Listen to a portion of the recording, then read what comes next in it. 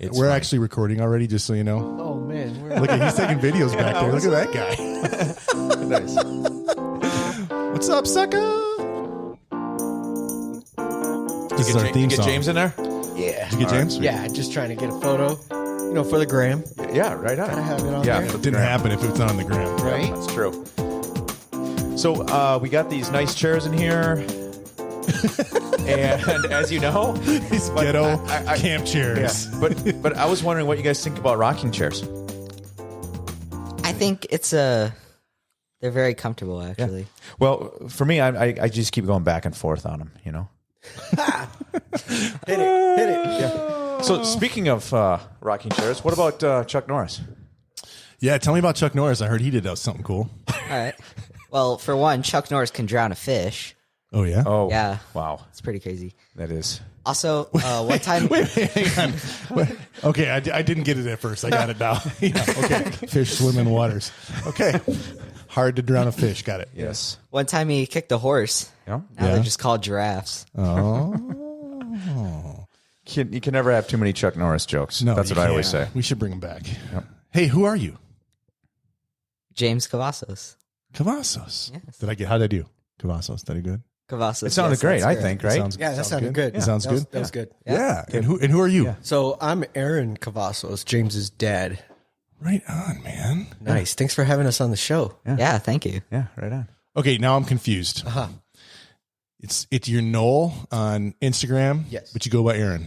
Yes. So there's a reason for that. Funny story. And I just know him by Wheels. So now I'm really confused. I suppose this would be the perfect place to explain this. Yes. If you call me Noel, I know you know me in some form of fashion business related Okay. because it's on my paperwork officially. Okay. If you know me by Aaron, then you're friends of family.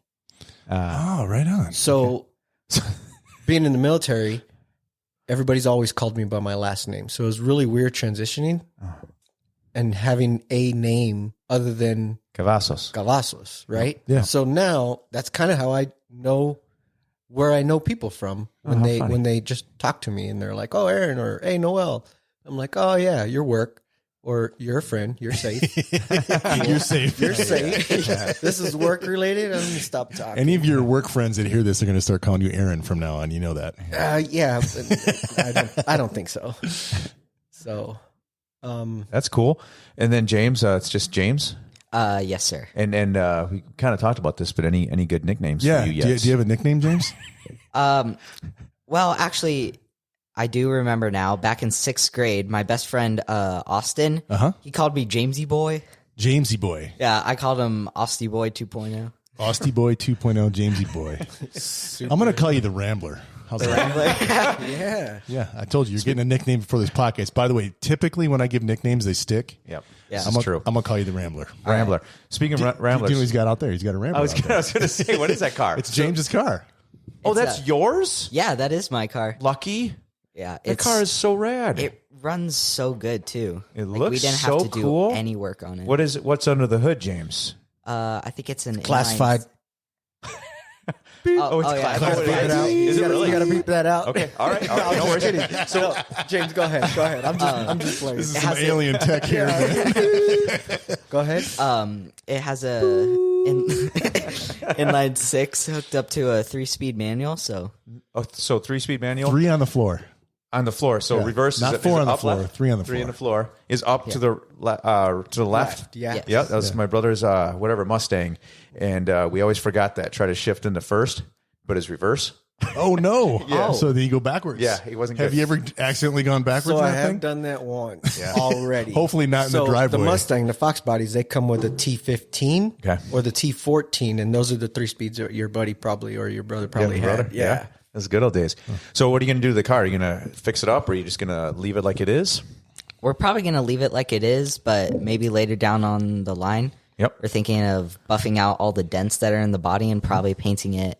There's no rust on it, so that's what was good. the color? The F9? color is F9. It's a Dodge color specific. Oh, Interesting. Dodge F9. All right. Yeah, cool. You're full of crap that you're not going to do anything because we spent 30 minutes when you guys got here with you guys walking around the car telling me everything you're going to do, everything you're going to do to it. So I don't believe you for a second. We're going to maybe kick the tires. Yeah, it'll be fine. So let me ask you this: when you pull up to wait, are you driving already? Then I get my permit in August. Okay, so you don't know the answer to this yet. But when you got a car like that, I've found that people will generally come up to you at the stoplights and they like give you the nod, like they want to race. Now more than ever. Has it happened to you with the Rambler? Not yet. No. Okay. Okay. You want to tell them about the Escalade girl? Oh, so some like this Escalade girl. She wasn't a girl. She was a grandma.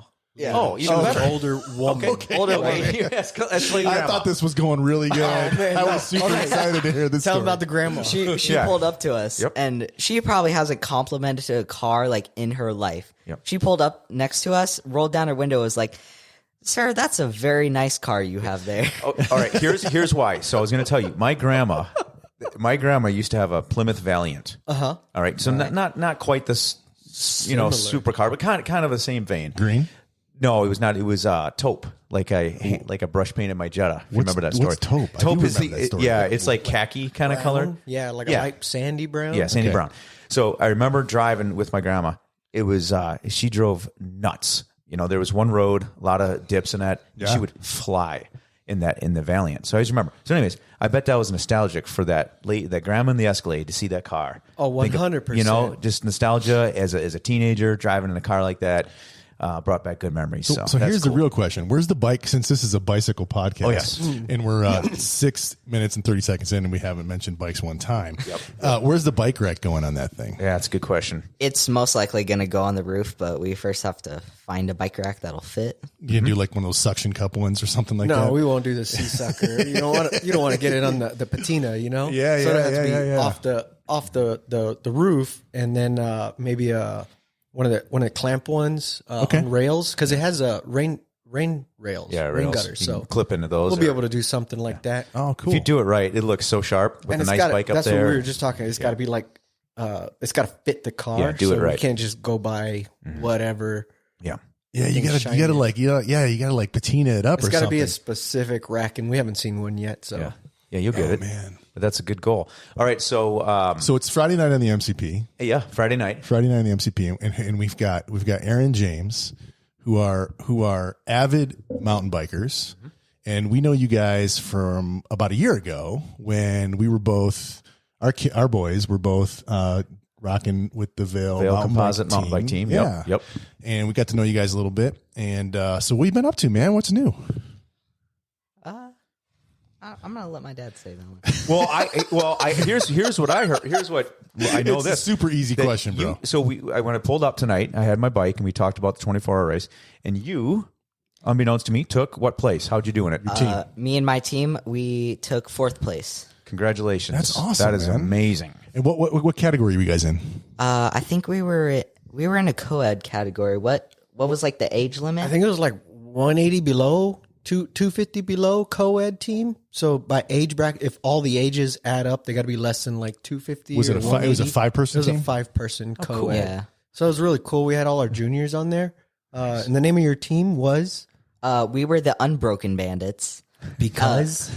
Another team or other kids on our team, they had all gotten injured, like broken bones. I think one kid, he broke his collarbone, and since then he's been like, they've just been finding a ton of health issues. Yeah. So they called themselves the Broken Bandits.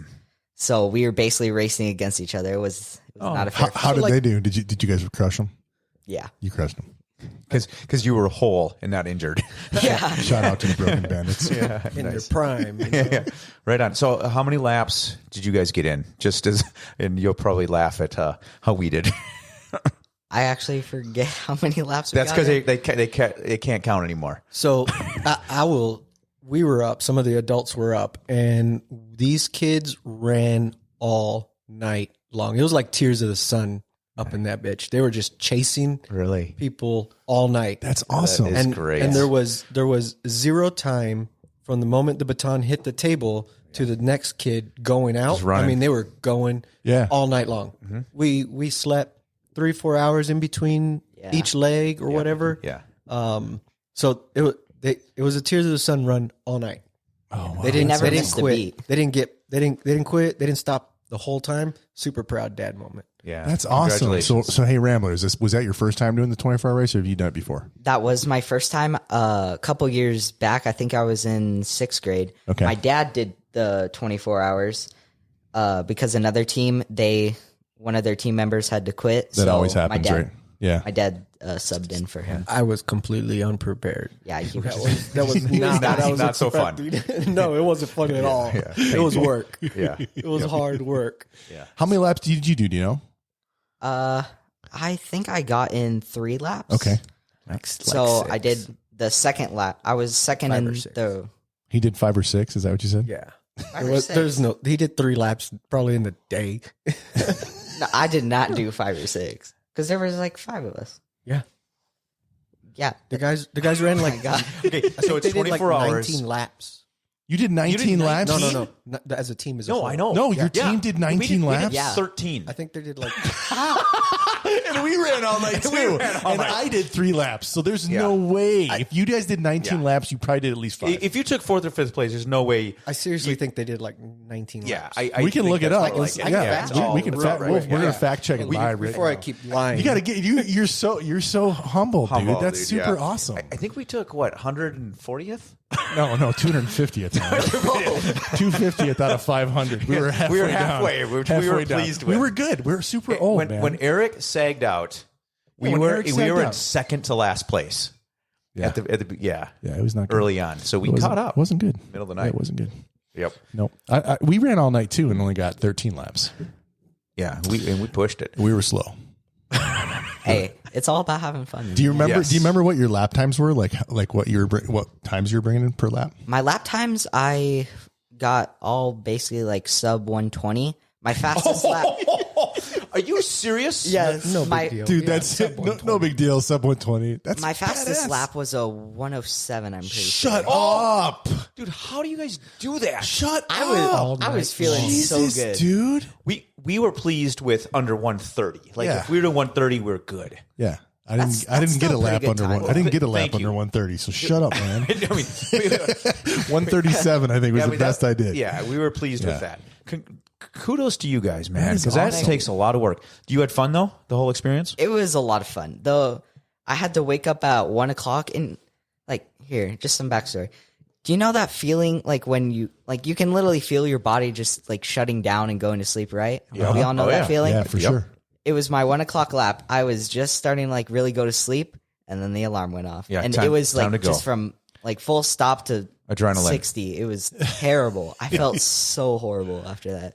Yeah, Man. right on. So how many laps they do? So they did 19 laps. Wow. Yep. And how many laps did the Rambler do over here? And I don't know. I'd have to look at his Strava, but I'm You don't pretty have to. You sure- can pull it up right on there, man. Just click on their team. It'll show you. Let's see. Let's see. Yeah, that's a cool thing about that website. Yeah, it's super awesome. All the stats there.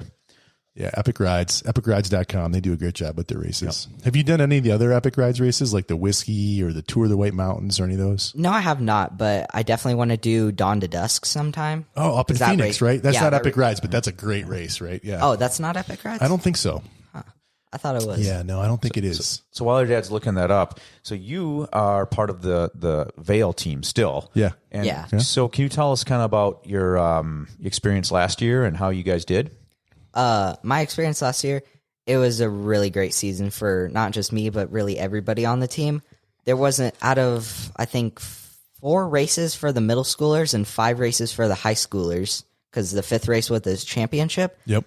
Not one race did like less than 3 of us get on the podium. So it was a really great. It was a really great. That's got to be. season. And you guys phenomenal. got the team podium a handful of times too, right? I think Scott told me that Scott Wraith was your coach, right? Yes, Scott Wraith. Like so 1, 2, and 3 from the same team from the Vail team.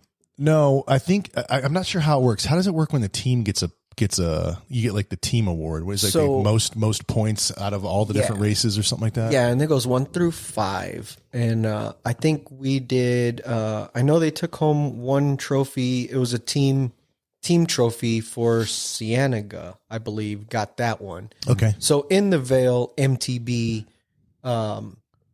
team name under the banner, there's all the different high schoolers. Yep. And then there's a composite team, which incorporates all the 6th, 7th, and 8th graders because they're not tied to a high school. tied to a high school right. yet. Yep. And also the independent riders And the that independent go riders, to yeah. Vail School District. Yeah. So each high school races under their own banner, under their own colors, but they're all part of the Vail Composite. Yeah. Right. Oh, cool. So I think And just for our listeners, like Vail is a suburb east of Tucson in southern Arizona. So Correct. we're effectively just east of Tucson, Yeah, pretty much. not Vail, Colorado. We're way cooler than Vail, Colorado. hotter too. Hotter. They're hotter. Yeah. We got hotter women here. So I don't know about Vail. Maybe not. That might be a stretch. I don't know. What'd you find out on the stats there? So stats, James ran 4 laps, not 6. Okay. 4 laps. That's more than 3, though. Yeah, that's fine with me. Humble pie over there. I didn't remember my 4th lap. I think it was That's when your body shut down and your mind was like you didn't remember riding. Yeah, I remember, it was 4 laps because I did one at what time was it? Because the race started at 12. I think I did 1 lap at 1 o'clock in the afternoon. 2 o'clock. 2 o'clock in the afternoon. And then another lap around 8 in the evening. 8 o'clock, I was going to say. This was a hard one. 3:09 in the morning. 3:09 in the morning. That's brutal. Oh, And that's the worst. And then the 10 o'clock run for second breakfast, Yeah. Get secondsies out on the course. Yeah. Right on. Oh, it's rough. My favorite lap out there is the dawn lap when the sun comes up. And I think you got it this year. I didn't you? did, but it was the raining. crappy thing is it was overcast, so you didn't actually get to see the sun. But there's something about when you're riding all night, and then something about the sun coming up, and it actually fills your whole body with energy. It's the weirdest thing. Yeah. So 24-hour is like the Le Mans style racing, and you race 24 hours throughout the entire evening. So it's a pretty awesome event that happens in Oro Valley, or where do they? Well, it's Old Pueblo, it's just outside of 24 Oracle, right? Just right, outside of Oracle, Oracle, that's right. Arizona. Yep, Oracle, north Arizona. of Tucson. Yeah, and it's one of our biggest races down here in southern Arizona. Would you say? I think so. Likewise? I think so. I mean, people all over the world come to get demolished at this race. I think they have close to 2,000 racers. I think there was one guy that came there. Wasn't he from Alaska or somewhere? Oh, for I sure. wouldn't doubt it. For sure. Yeah, I heard different languages as well. Yeah, 100%. bunch of European people. Yeah, it's a big deal. It's a huge deal. So it's cool that it's in our backyard. It is. and we get to go, if not race, just to go drink and hang out. Just hang out there. Yeah. It's super awesome. And that's what my role was this year. This year was you were wrenching and drinking. Yeah, I was just making sure everybody was at the right place at the right time and fed ish. So any surprises? Anything interesting happen? Anything that your body did that you weren't expecting? In the morning, actually, when I woke up, my body just shut down. I couldn't take down food. So one of my teammates, Parker, he gave me it was basically just vitamin water. Uh-huh. So I just took that down, and honestly, he saved my life. I would not have made it through that last lap. Yeah, good job, Parker Bonnie. Yeah, Parker Bonnie. Parker Bonnie, shout out. That's Hey, part of the cool thing, the camaraderie. we had the Bonnie. We had Mr. Bonnie on episode 3 or something like that, wasn't it? Oh yeah, I Yeah, think so. that's the one that went for 3 hours, and he showed up drunk when he got here and had beer in his Camelback. That's about right. That sounds like That's definitely Bonnie. Yes. I'm like, come on over, we'll have a couple beers, have a conversation. We got here, he was already well into the night. He probably rode here too. He did. He rode Yeah, here, of course and he takes his Camelback off, and he grabs a bunch of beers out of his Camelback. I was like, bro. I'm like, Jeremy, we got beer. Dude, it's like a And- Mary Poppins bag. In that. You know, he just keeps coming up. Keeps pulling them He's out. like, Where are well, you putting those? Mary I didn't Poppins want to wait. Camelback. I didn't want to wait till you offered. Is what he told me. That's why you brought them. Don't want to be rude, you know. Don't be rude, but oh, that was funny. We had Brett, his neighbor. I don't know if you know his neighbor next No, door. I don't Brett. think we've ever met. Brett used to work for me or work with me, I guess.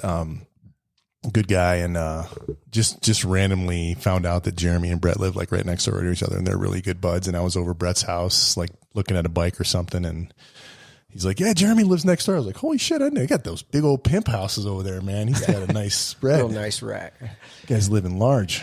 So Aaron, Yes, sir. you're one of the coaches on the I Vail am. team. Is that right? Yes. Yeah. How is it being a coach? So I would say one of the hardest things about being the coach is being reliable. because we're all adults and Yep. we all have Responsibilities. jobs, responsibilities. Yep. So it's rushing home from work, make sure we eat something so we don't bonk, Yeah. and then kind of say a little prayer, hoping that one of the kids doesn't ruin themselves on your watch. That's type a of real deal. thing, isn't it? And it is a huge thing. We go pretty far out in the middle of nowhere where sometimes cell phone signal is iffy and spotty.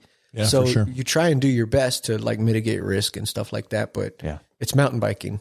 And I'm just glad that a lot of the parents at least understand that there are risks involved with it. Yeah. So we haven't had, knock on wood, any horrible issues with other than like bike problems or something. We haven't had any big crashes. A couple scares, Right. But that happens. Well, when the year that so 2 years ago, we were coaches, just like whatever, the basic level coach. We rode with you guys, and we were out at the Swirl East, and we had a couple kids go down into the corner. in the corner there. Yep.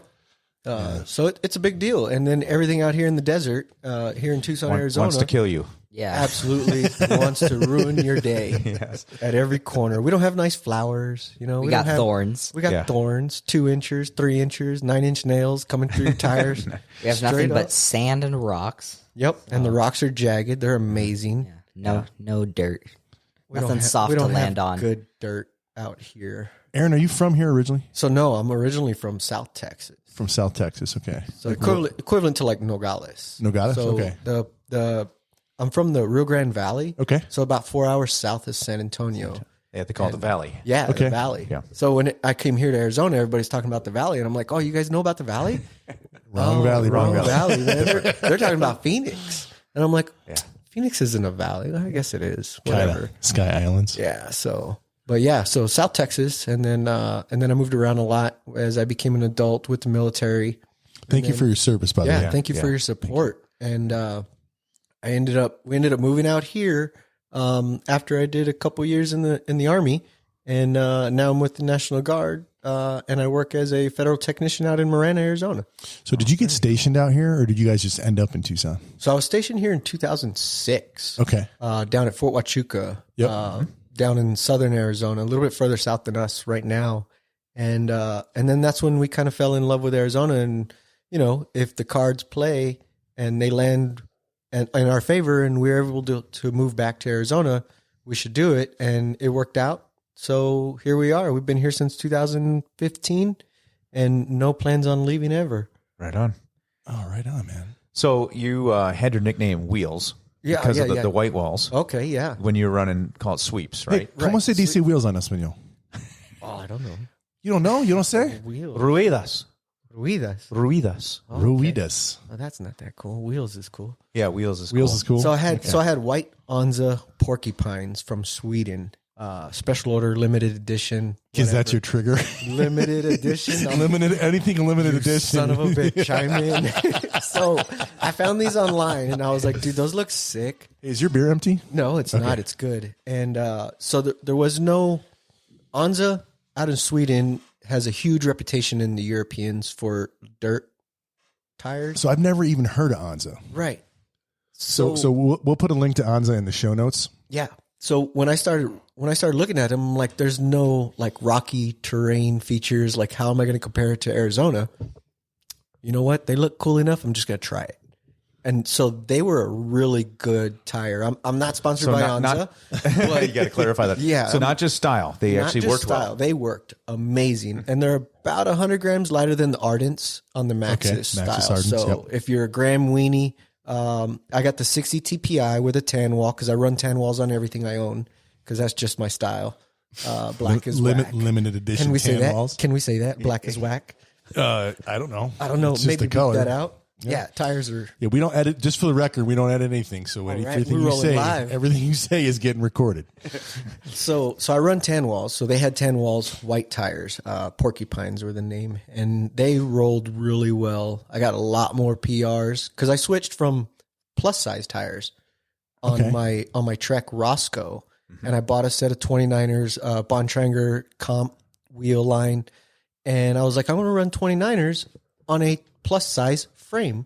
And they worked out really tight, really nice. They looked really good. So is the Roscoe like a 27.5 plus or something? is, and yeah. then so you just changed out and bought a set of 29 rims and went and they 29. went right into it, and they looked good. And then to give it a little bit more offset, I put in a 1.5 inch degree head angle, and that really opened up those tires because that pushed out that front end a little bit farther. Yeah. And I think that fit my riding style a whole lot better. And those Onzas really woke up when you got on a slack bike.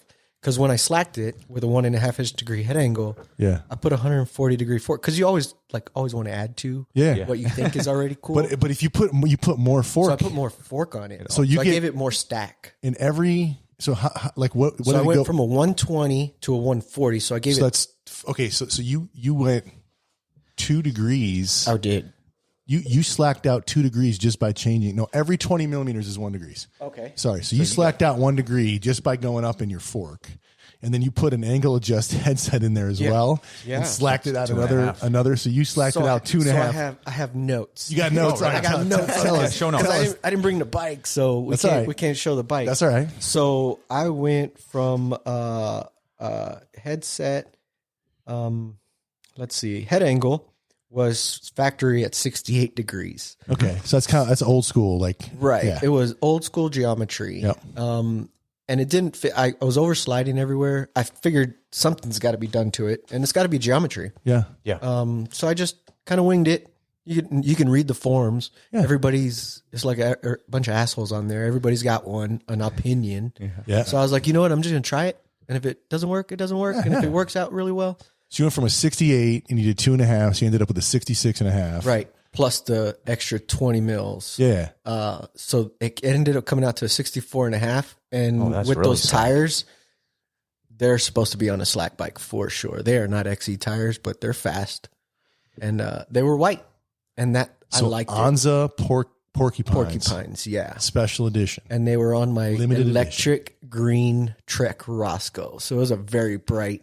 Oh, with my Marzocchi Bomber red fork. Yeah. So there's a lot going on that. Is that you got the Z1 on the front of that thing? I had right? the Z2. Z2. Yeah. So okay. it's all Fox internals. Yeah, I know. They bought them, right? Yeah. So Fox bought them a couple years back. The only difference, if anybody's listening and you're thinking about going to Marzocchi, a bomber fork, Marzocchi uses a 6,000 series aluminum, where Fox uses 5,000 series. So it's a little bit lighter, right? Huh. But it's exactly the same components on the inside for their Z1. Let me get these right because people are listening. Yeah. So the Z1, you're going to be checked, by the way. Yeah. Go ahead. Check. Our last guy was Guru, the suspension wizard. So. Oh man. So I never met him, but I like his work. He's super cool, man. Phenomenal work. Everybody brags about him, and he's in our hometown too. Yeah. That's right. So the Z1, I believe, is the Fox 36 internals. Okay. All the way through and through. So, but it's the 6,000 series aluminum casing, right? Externals. And then for the Z2, it's Marzocchi proprietary. How you say that? Proprietary. Right. Components, but then all your replacements are Fox. So take that for what it's worth. Yeah. It's basically a Fox 34. 34. Yeah. On a budget. And I'm cool with that. Because I'm also on a budget. You know, I'm balling on a budget. We got to. Everyone is, man. Yeah. At least everyone I know is. So I was with Dane today. So Dane is the suspension guru. We'll put a link to his shop in the.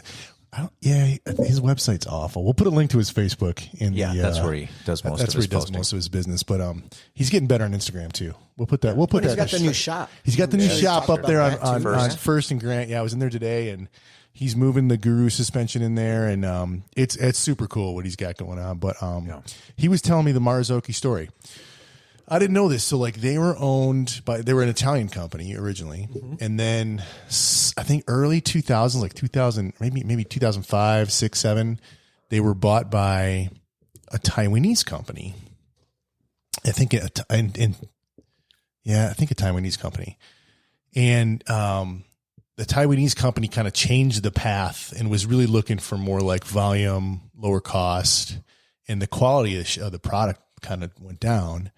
And then the guys that were managing Marzocchi at the time in the United States, eventually got super fed up with what the Taiwanese company was doing, and they left Marzocchi and started a suspension company called DVO.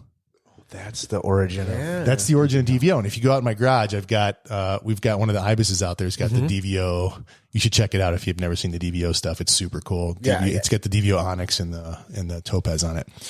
And then eventually Fox bought Marzocchi from this Taiwanese company, and then now I had a Z2 and went through a couple of them on the bike that I trashed, and just love the way that fork performed. It's really good. I mean, for the bang for your buck, man, it's amazing. It's super simple. You got your rebound, you got your compression.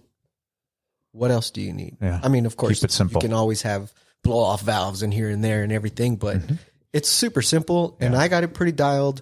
And I think it works for me and my riding style. And I'd say, what would you say? Would you say my riding style is aggressive or kind of whack? Your riding style's definitely pretty whack. Pretty whack. Can we define what whack means? Yeah. Okay. So not. Your riding style's like a good mid range. It's aggressive, but it's weird sometimes. He rides pretty fast though, doesn't he? Yeah. I guess. No. Can he keep up with you? Your James? silence is No. duly noted. Yeah. Yes. He can't keep up with you? No. Dude, when did that happen? At what age? So James has been riding since what, 12 years old? Maybe fifth grade. So 10 years old. So your bike age is, talk about this. You're 15? Yeah. So he's Yes. 15. So your So bike he's about age is 5 years. Yeah. Okay. So he's about 5 years in. You're 5 years old now. Yep. The 5 Rambler. years old. all right, I'm a big boy now. Everybody. Yes. And I would 100% say within the last year, starting last summer, I started realizing I was outclassed. So how do you 100%. take that as a dad? Are you proud of him, or are you just like, oh, I'm getting old, I suck? So yeah, I mean, A little bit of both. for all the dads in here, Yeah, right on. It's really, it sucks when you can't keep up with the kid that you brought to the park. Yes, or you right on. brought to the trail. It You can't- happened. and now he's stuck waiting on you, right? So Yeah. now you're like, oh, Old man. he's waiting on me. There's nothing worse than that. Yeah. But in retrospect, I mean, James has for all intents and purposes, a racing career, right? And he's doing it for the school, and he's doing well. And just like any sport, you want them to be better than Yeah.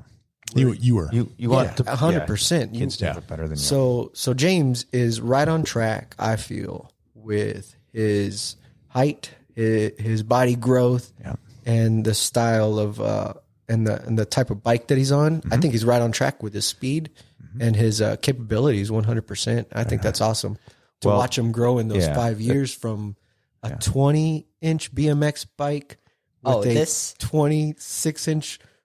My first bike was pretty rough. So it was like a Mongoose BMX bike from Walmart. Okay. Right on. And we put a Same front, bike we all started on. Yep. Yeah, Right. 20s. we put a front fork that fit like a 26-inch wheel on Yeah, it. Did we Mongoose special Walmart. We spray did painted we it have black. did we have the 26-inch wheel on the front? No, you were still No. running the 20 with no front brakes. Yeah, and I remember the first ride, like the first group ride that I ever did, a local shop, Ben's Bikes.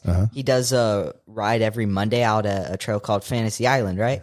Yeah. And the first time, that was my first group ride with them. With your 20-inch bike? Yeah. Yes. But you're talking about Bubbles. Yeah. Do you know Bubbles? You know who Bubbles is? I don't know who Bubbles is. That's Ben's nickname. oh, is it? Ben's Nixon. Yeah, please call him Bubbles for it and tell him. I'm gonna call him Bubbles. Tell him Josh sent you. We've got a podcast, and he tells a story on that podcast of why his nickname is Bubbles. But I didn't mean to interrupt you. Keep going. Anyways, thank you, thank you for telling me Yeah, that. please. Next time you see him, tell him Josh sent you. All right. So, the first ride I ever went on them, or I ever did with them, I ended up because there was like a big split in the pack. There were I wouldn't say slow riders. Everybody was much faster than me there, but there was definitely like a huge split: the faster riders and then the slower riders. And I was like way in the middle. Nobody was around me. I don't think we had ever ridden on Fantasy Island. So No, we were brand new to the mountain biking I did culture. not know where I was. I ended up just breaking down. So I slowed down a bunch because I was like, well, there's got to be somebody behind me. And then my mom pulled up on me, right? I think it was my mom. And then we stopped at the meetup point, like probably 15 minutes later, it felt like.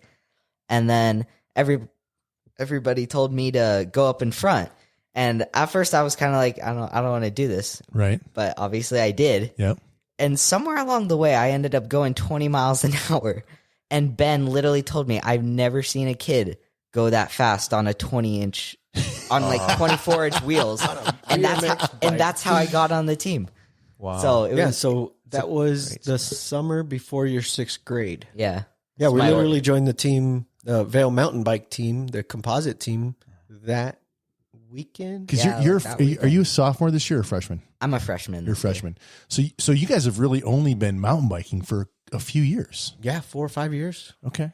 You as well. You guys kind of got into it at the same time. I would say so. You got me into it in the first place because my mom had a giant bike. Yeah, so and you stole that one, and then so mom rides. So mom rides too, right? Mom rides too. Yeah. And you guys kind of all got into it at the same time, or?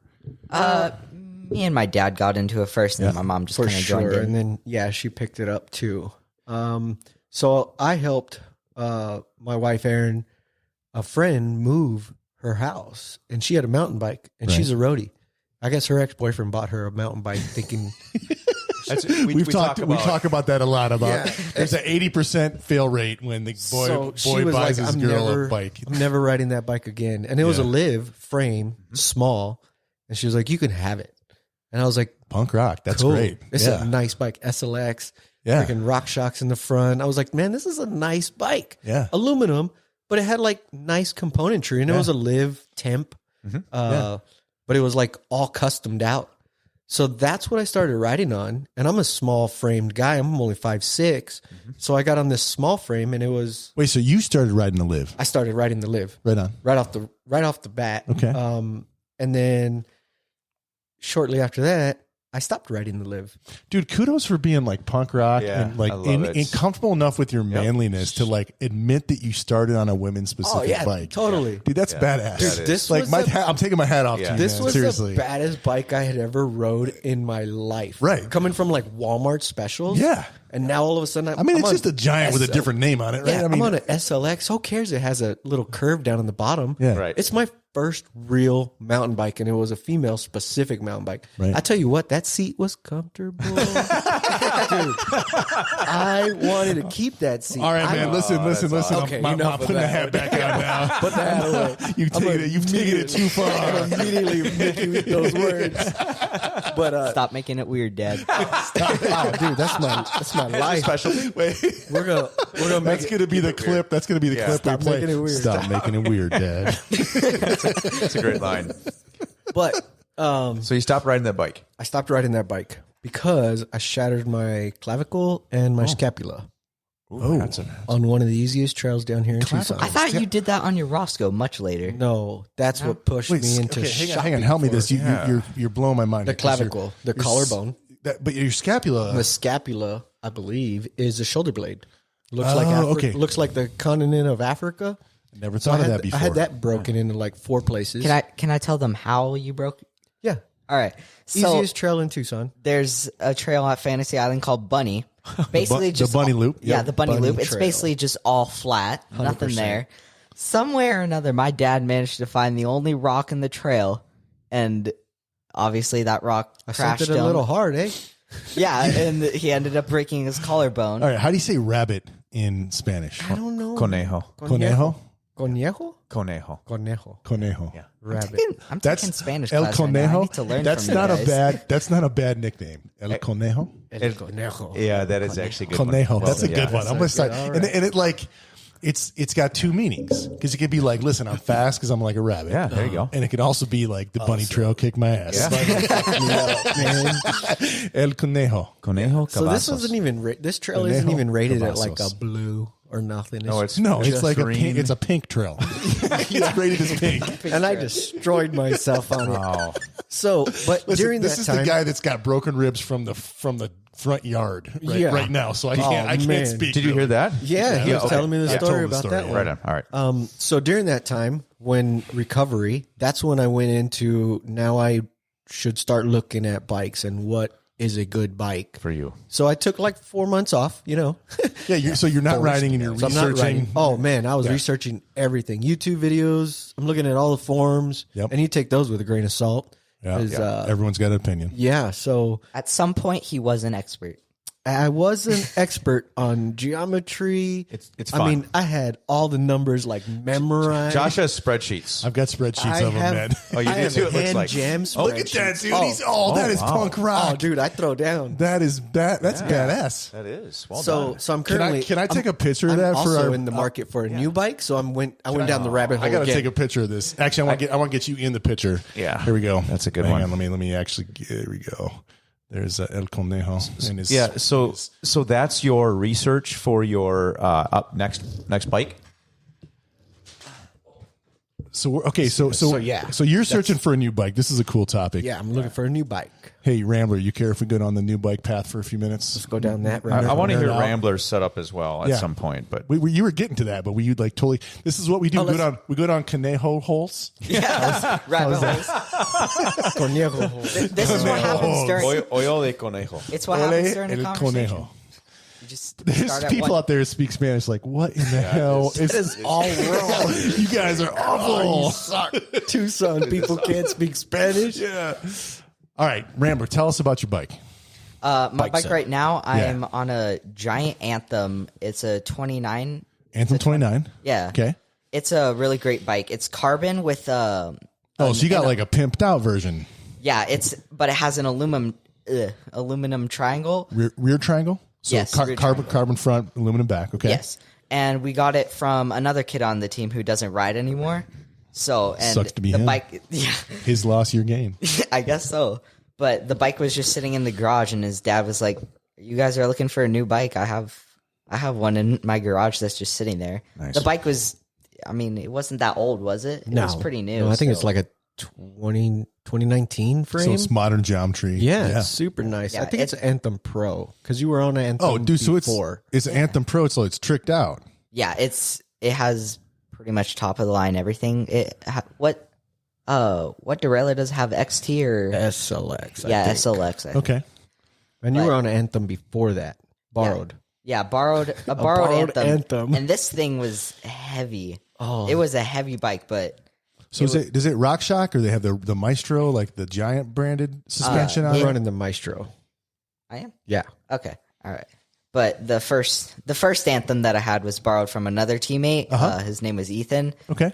and because we were like in the middle of like trying Between to find frames. Yeah, between was, sizes because James has been growing. You know, as That happens. if Oh, you Jesus. have a high schooler or any school age kid, don't buy an expensive bike your first time around because It ain't going to last long. they're going to break your heart when you're got a really nice bike sitting in the garage and they're too big for it. So we went between sizes. It's hard to find smalls, really. James, how tall are you? About 5'1" now? yeah 5'1". I'm very short for a freshman. Don't forget your mic there. Oh, my mic, sorry. Yeah. Just bring it up close to you, man. Don't be scared of it. It's all good. It won't hurt you, I promise. All right. You got it. So you got a nice setup, and now your dad wants to get the next best thing here. Yeah. Yep. It is fun looking for a bike, but it is also very frustrating. Am I right? Yeah. It's I've never been frustrated looking for a bike. there is a lot of variables to take into account. So what are the top ones for you, man? So one of the top ones, Rocky Mountain. No. What are your top variables? Top variables? Yeah, top variables. Then we'll go into specific bikes. So top variables is your geometry. You don't want it to be outdated. Okay. Yeah, exactly. You want good components when you're looking at a bike. Okay. You know what I mean? Yep. Off the line. You don't want to buy the bottom of the line, unless that's all you can afford. That's totally cool. Right. Which is kind of what I'm looking at. The bottom of the line in carbon, specific for all these different bike brands. All these bike brands have, and if their it's own, a carbon frame, it's going to be spec fairly decent, even at the bottom of the line. it should, right? yeah. It's going to be nice. But every bike brand is different. Like you got your top Treks, Yep. top fuels. For me specifically, I'm looking at like some cross country, a little bit down country, Down country. Yeah. Everyone hates that term. But I know. but we use it. trail between trail and Bigger than a cross country, smaller than a trail bike. right. So I'm looking at like the Trek, the Specialized, the big, name brands. And then the off brands, I mean, maybe not off brands, somewhere depending on in the world you are. Canyon, we have Fezzari up in Utah. I've been looking at their bikes. Yep. Those are both like direct to consumer. Direct to consumers. And that's the biggest problem when I'm spending that kind of money is I want to be able to sit on it. I want to touch it. I want to feel it. I'm not trying to buy something that online. Yeah. So you kind of have to go to like all these events and see who's riding what. Yep. And then see if you can, a lot of people are really cool. Yeah. I had one guy, he was on a Canyon Lux. Yeah. Which is a really fast cross country bike. Yeah. They're cross country racers. They're professional guys, ride the Lux. Yeah. And he had a medium, which fit a little bit bigger than what I should be fitting in on a Canyon brand. Yeah. So that's the other thing, variables, sizing. Sizing. Oh my God. Yeah. Have you ridden an Ibis Ripley? So I have not ridden an Ibis Ripley. So I got a small Ibis Ripley. It is that category. Nice. Out in the garage. Yeah. If you and also Lacey's got a Scott Spark.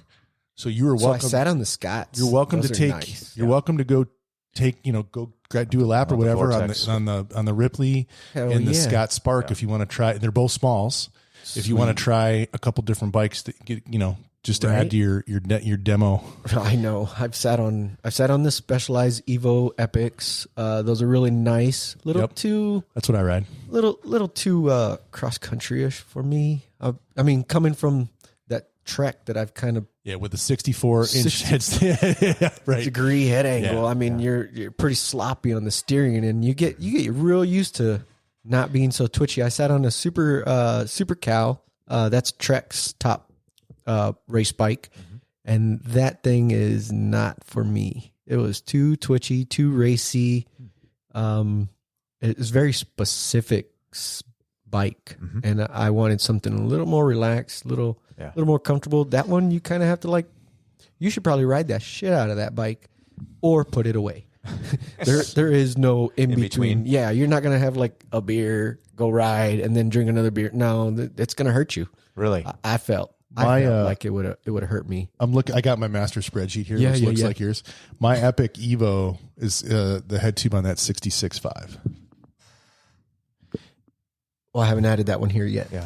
Yeah, I stopped at Lux's. And so you mentioned the Rocky Mountain. Guru was on last time, and then Tara from Homegrown. They went over. I actually demoed one. Right? It was that's right. When we did our name. We did our lesson. It's not Instinct. You had the Enduro style. It's like Altitude. Is that right? Yeah, they're Altitudes. They're heavy duty. Yeah, but people big really like those. Yeah. That's their heavy hitter though. The downhill one, I think, is Altitude. So maybe it wasn't the Altitude. She rides the Slayer. She rides a Slayer. This was kind of like an enduro bike. Okay, not quite not their downhill with like double crown fork or whatever. But it was. I mean, we just rode it. We did a lesson at prison camp, and she's amazing, by the way. Just we always shout out Homegrown, but if you're in the desert Southwest, and you should look up Homegrown and get a lesson from them, or if you have a chance to go to one of their clinics, check it out. It's a great time. But they got that whole fleet of Rocky Mountains, man. But you've been riding an Element all week, right? So I've been throwing a leg over there at the shop, riding around the parking lot. I tried to medium. Kick that around. They built up a small. I went out there today, checked that out. So I'm just looking. Still trying to sleep on it. Because it's a lot of coin when you're putting down for a new bike. Yeah, I mean you got to be if you're looking at a carbon frame, you got to be talking at least $35,000 to $4,000. Yeah, and right now the Rocky Mountains are on sale, so yeah. Really considering them. So that's Element. That's what we ended up with. That's how you got your Stumpy, right? Yeah. Because Specialized was dumping, and I'm hearing they're going to dump more product out soon too. So there might be a couple bike boxes out in the garage. More bikes. N plus one. That's how many bikes you need. Yeah. The number you have Always today. need one more. What do you think you should get? I think he would do really good on a Rocky Mountain because it has a very aggressive geometry. Yeah, geometry. Like slack head tube and I was checking out that Spectra 125 though. Okay. That son of a bitch is badass. Is that Spectra's Canyon or is that Cube? Canyon. That's a Canyon. Oh, yes. And so that's running a 140 in the rear and a 125 in the rear. Their Spectral is their enduro bike, but this is like a downplayed enduro bike. Yeah. Same frame, just less fork. And I think they look slick.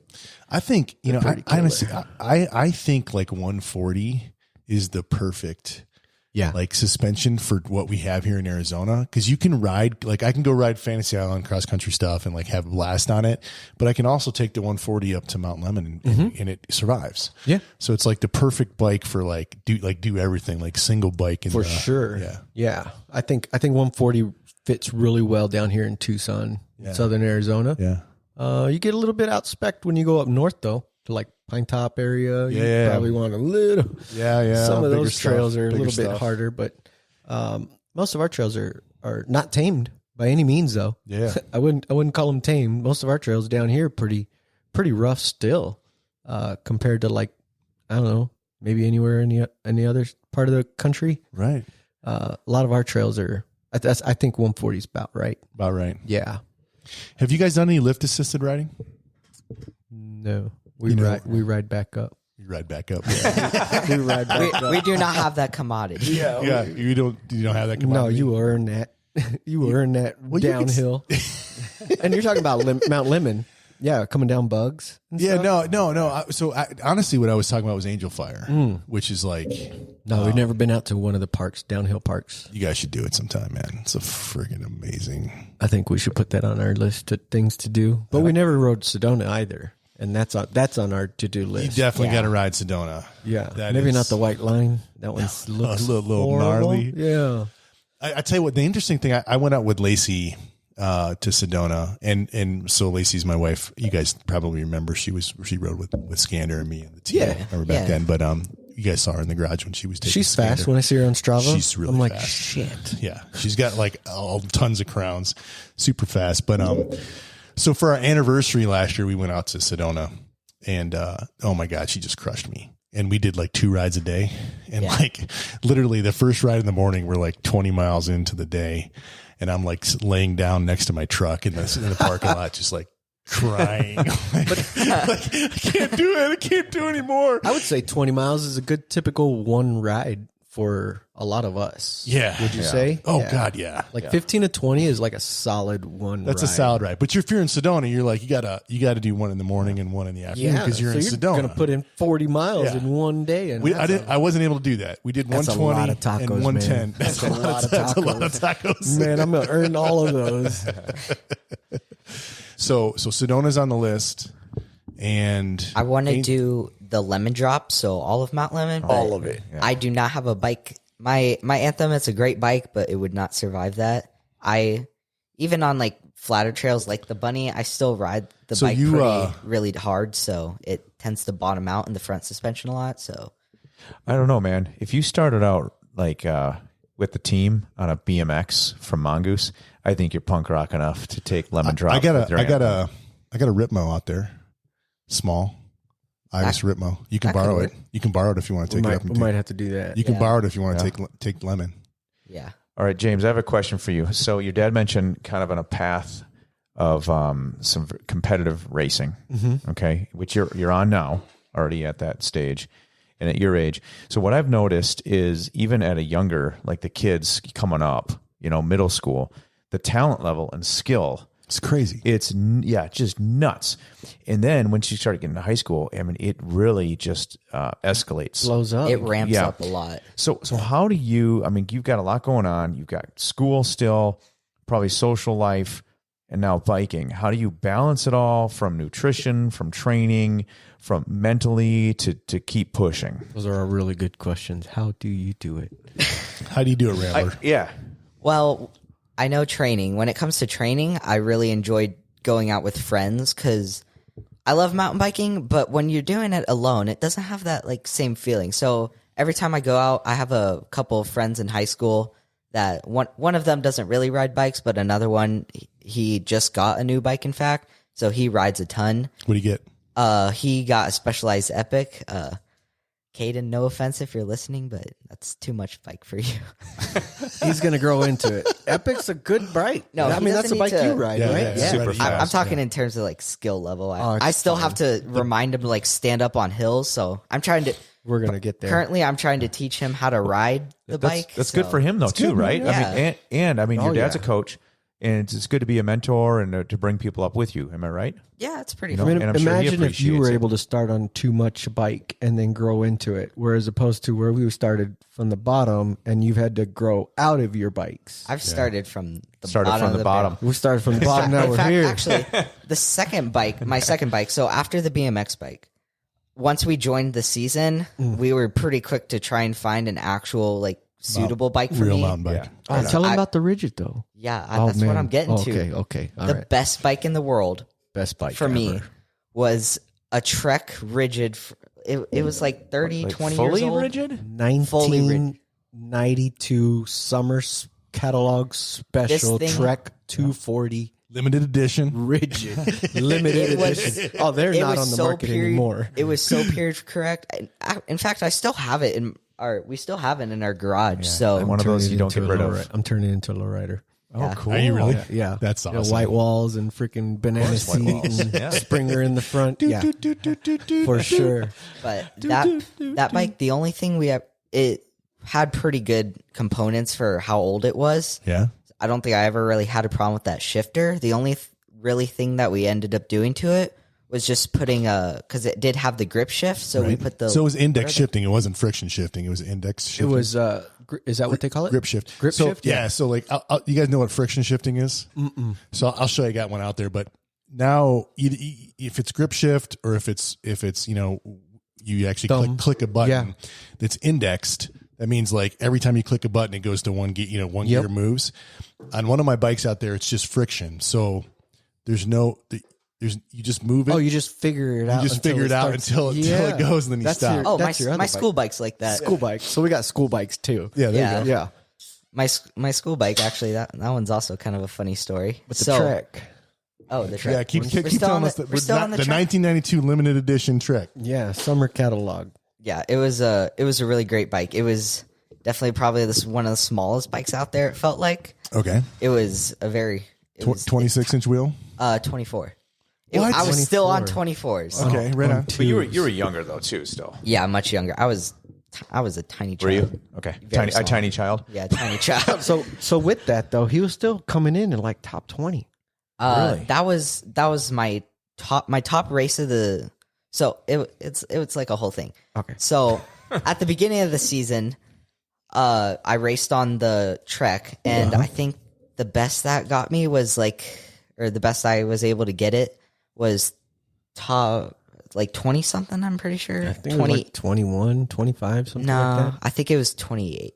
Yeah, it was 21 actually. And then On a rigid. On a rigid, Yeah, on a 24 inch. When 24 other people out there It are was on prob- 29-inch wheels. Yeah. it was probably 29. like 40 pounds too. It was not. It was Steel's it's real, also- man. Steel's it was real. steel. Steel is it was real. a chromoly steel. Top of the line back then. Yeah. State. Yeah. This is, I mean, back Cutting then edge. it was top of the line. this is cutting edge stuff back then. I love it because there's a huge group of riders in your class at that age already, and they've got like lefty forks. I mean, they got sweet setups already. Yeah. Am I Oh, right? yeah. Yeah. And then my second to last race, we found somebody Frenchie. else. Yeah, So you're in like 6th grade at this point. yeah. I'm in 6th grade. Sixth grade, we got through like 3 bikes already.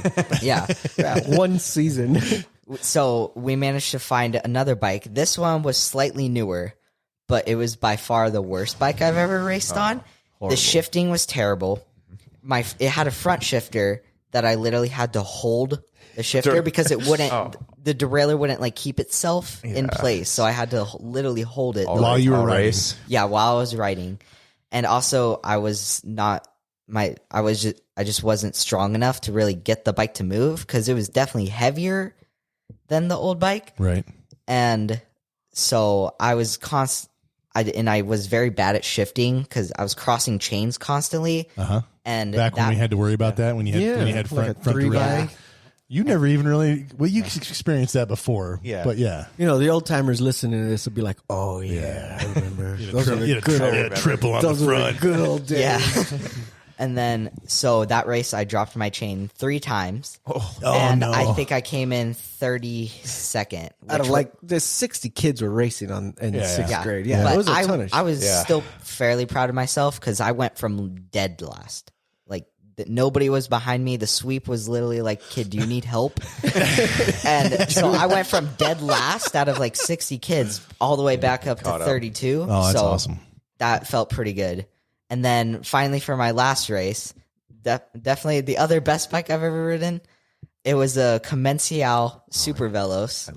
Another kid on the team. All my bikes have been hand-me-down so far. Hand-me-downs, man. It's the best way to do it. Yeah. It's great. the best way to go. Yep. And this bike was amazing. It was aluminum, but you would think it was carbon. It was so light. I it love was the like Common 20. cells. I think It was they're like the 20 coolest pounds. bikes. But Yeah, you were they're coming so from like sweet. the steel is real history. Yeah. So when you get Yeah. an aluminum bike, you're like, oh, damn. It was so light. It was had- like carbon light. It had a really good fork. Yep. And then also, I had XT Dior brakes Oh yeah, and we introduced and him to derailleurs. XT. yeah. My So life. I got the top of the line stuff for my first season finally, and I got that bike up to 20th. So I jumped up 12 spots again. It does make a difference at some point. Bikes- Equipment, It right? makes a Help. huge difference. Yeah, equipment helps. It does. 100%. It's an I think. equipment driven sport for sure. Yeah. You can buy your way in to a very high place. I mean, if you could pedal, you could buy your way to the top almost. And I say that, or I say you that could be like me and not. before anybody like roasts me. I say that with all the respect in the world because some people can buy their way Yeah. right out the gate. They can spend $4 or $5 grand, you know, and there's nothing wrong with that. But if you want to learn and you want to put in the sweat and the equity and make it worth your while, start off on something as a learner bike. There's nothing wrong with that. James started out as a bunch of learner bikes. I mean, 3 learner bikes in a row, pretty much. and I was learning with him too, Right. as a dad, as the financial, As the financier, backer, the you know? financier I'm of the everything. backer. Yep. I'm learning too. Like, oh shit, you really do get your money's worth when you spent a little bit more money, and there's nothing wrong. Get what you pay for. Yeah, For sure. and then you do well enough when you spend a good chunk of change where you're not going to have chain drops. Okay, probably shouldn't have spent money on that cheap ass bike, you know. But you learn, you live, you learn. So all the parents out there, there's nothing wrong with going cheap, but if you're trying to be competitive, your equipment really does matter, and getting a good bargain, I think, is really important. Whereas if you could just go out and spend it, go out and spend it. You know, but you want your kids to appreciate what they have. I mean, you look at like Facebook Marketplace and Craigslist nowadays. You can get a decent like bike shop quality bike. Yeah, you know, for really really good prices. You know, on the used market for sure.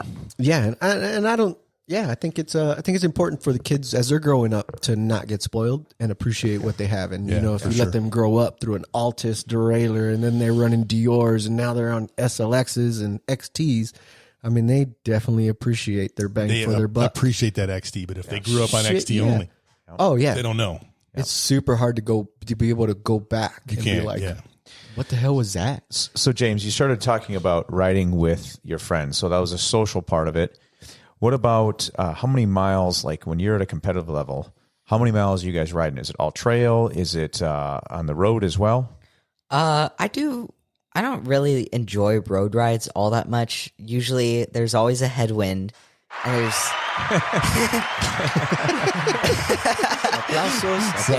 Sorry. Dad, that one goes out to you. I like roads. Oh, do you? Uh-huh. Okay. Yeah. he's a weird he's the ugly duckling of the group sometimes. Yeah. He makes it weird, doesn't he? Yeah. Stop making it weird, Dad. Stop making it weird, Dad. Conejo. Conejo. But El so Conejo. I usually just try to ride on mountain on the Yeah, trails. the trails. Off road. Because it provides a challenge. Also, like even at my skill level, there's some stuff even on the simple trails like Bunny. Yeah. I'm like, I wonder if I can jump higher on this jump, or like Take this bunny, corner. Take this corner faster. yeah, or bunny hop over this rock or something. Like do you there's still like learning to be had. Oh, absolutely. Technique. Sorry, Josh. Go No, ahead. you're good. You're good. I was just going to say you're lucky. You know where you guys live. You guys got Fantasy Island like right across the street now, especially with you guys live kind of, I won't say on the air where you guys are at, but you guys, now that they've put that new neighborhood in, you guys can get right to the trail there. Yeah, we're right there. That's we're awesome. less than a mile away, so it's really convenient for us for sure. And we're within 10 miles from pretty much any trailhead here in Arizona. Yeah. In southern Arizona, Tucson, sure. Arizona, we're about 10 miles. So you're never really Too far from anything. from any hardcore trails or just like Sunday cruisers. Yeah. So as I wheeled my bike in, Conejo noticed. We were looking at wheels, tires, and you've observed something about the Maxxis wheels. Oh yeah. So Josh pulled out a set of tires that are, I guess you're planning on, Mike. You're planning on putting on your bike, right? Heck, yes, tires I and am. wheels. Yep. And the wheels set came off of which bike? It was so those wheels came with my Gorilla Gravity Smash. So that is a factory spec bike, right? Yep. So straight from the showroom floor, straight from a dealer. So one thing I noticed, and I was always trying to figure out, was the color of Maxxis, white or yellow. What does that mean? Where do you get the white ones? Where do you get the yellow ones from? So I did a little bit of research, started thinking about it, and I started noticing that if you are buying a bike from a dealer or from a company, they come with white lettered Maxxis tires.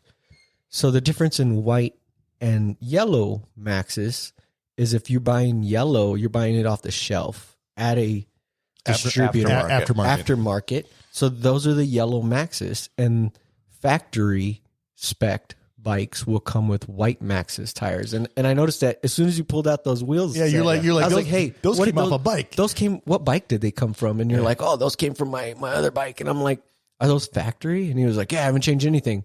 Yeah. Okay. So that makes total sense. I mean, so of course I fact checked it on YouTube, and YouTube's saying the same thing too. So I was like, oh, there's got to be some truth to that. So let's be honest, man. When you were going down this like rabbit hole and figuring this out, you thought in your mind that the color somewhere meant something was limited edition, and that's why you wanted to know, how do I get the white ones? I want the limited edition. I want the ones that nobody else has. And but that's not the case. So we can call him Senior Limited Edition. Limited edition. We can call him El Conejo right now. One eye batting. We call him limited wheels. I like limited edition. Yeah. It's the Earlier- LE. Lima Echo. Earlier, Lima you guys Echo. said that nickname stuck, but he's gone through like 3 now. We got to figure. No, we got to get gotta to the process. I think Conejo's good though. I mean, that's good. One of my guys at work his last name is Conejo. So I don't know if that's going to work out. Okay. Well, we'll call you limited edition. How do you say limited edition on español? ¿Cómo se dice? Edición limitado. Limitada. Edición limitada. Edición limitada. That's too hard to say. Limited edition. I'm going to call him Lima Echo. That's what I'll call him. Lima Echo is good. Lima I'm just going Echo. to put LE all over. Do you know there. NATO phonetics? No. You didn't teach him NATO phonetics? He knows. Alpha, Bravo, Charlie, Delta, Oh. Echo. I want to learn What's Q? this. What's Q? It's in Canada.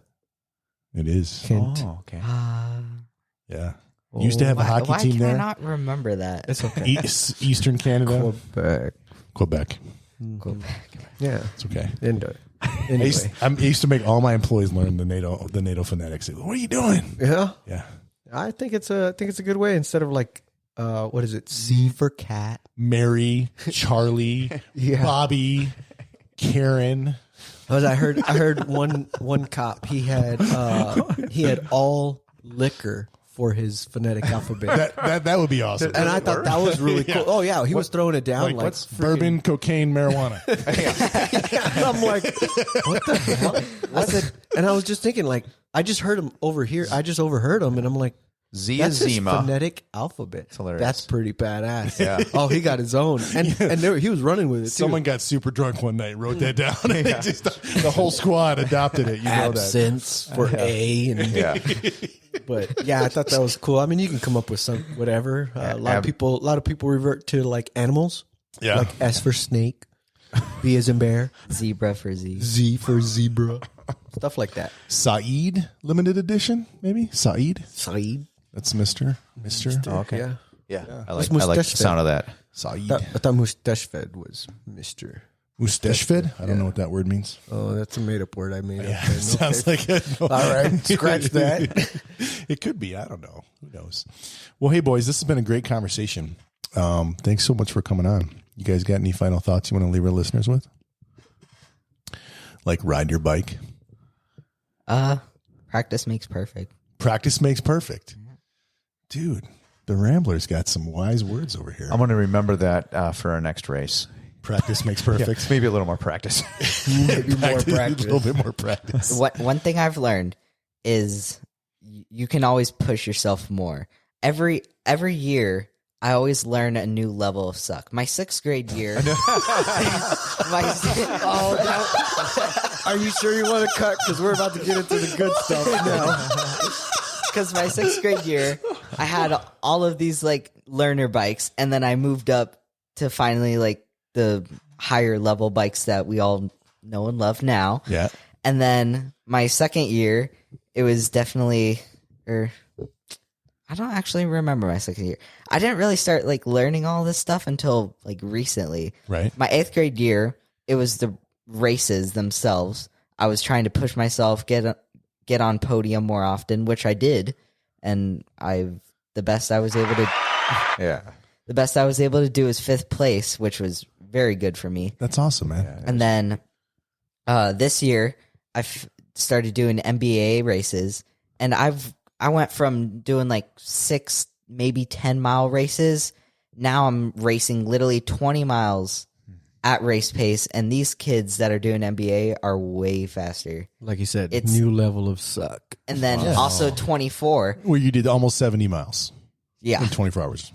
Now 24, I learned that staying up until 1 o'clock in the morning to go ride a bike is a lot harder than racing 20 miles. So you can always push yourself and learn more. So that's what you mean by new levels of suck. It just Yeah. gets harder and harder. Yeah, As you get better, it gets harder. The competition is there. It's a good life lesson. Yeah. That is a good life lesson. Yeah. Well, hey, thanks for leaving us with that. And don't be weird, Dad.